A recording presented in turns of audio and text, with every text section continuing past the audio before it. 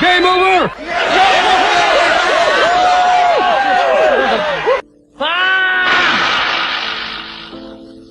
Basta. Talo tayo. Pasa! Sakuragi, hindi mo na ito mababago pa. Pasa! Sakuragi!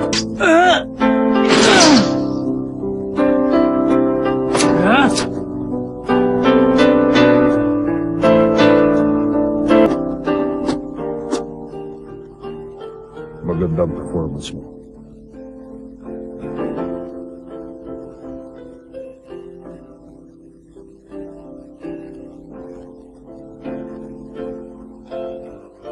Oras na para magpasalamat.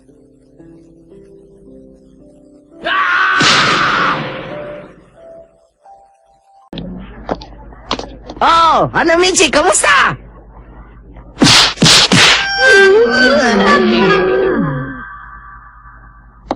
Bakit? Wala pa kami sinasabi Pupurihin ka pa naman sana namin. Nakikita ko sa mga mata nyo, alaskay nyo lang ako. Kala nyo Hayaan na lang muna natin siya. Mabuti ba? Huwag muna natin pag-usapan yung laro sa harap niya. Sakuragi! Balita ako natalo kayo kahapon. Sabi ko sa'yo, walang kwenta ang basketball team na yan Sakuragi, sumali ka na lang sa...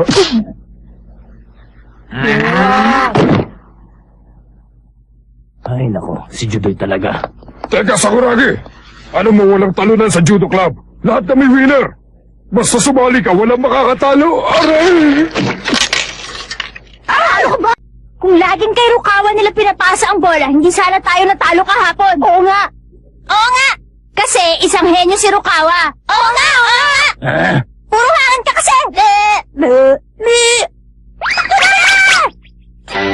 Nakikita nyo.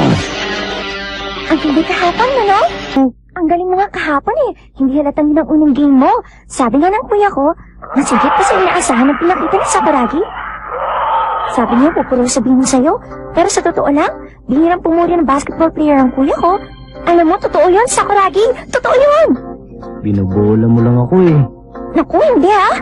Ikaw sana nagpapanalo sa atin. O, di ba? Ang sarap ng pakiramdam nun, hindi ba? Alam mo, ikaw nga lagi nasa isip ko nun Hindi naman hindi kailangan mag-practice sa isang henyo.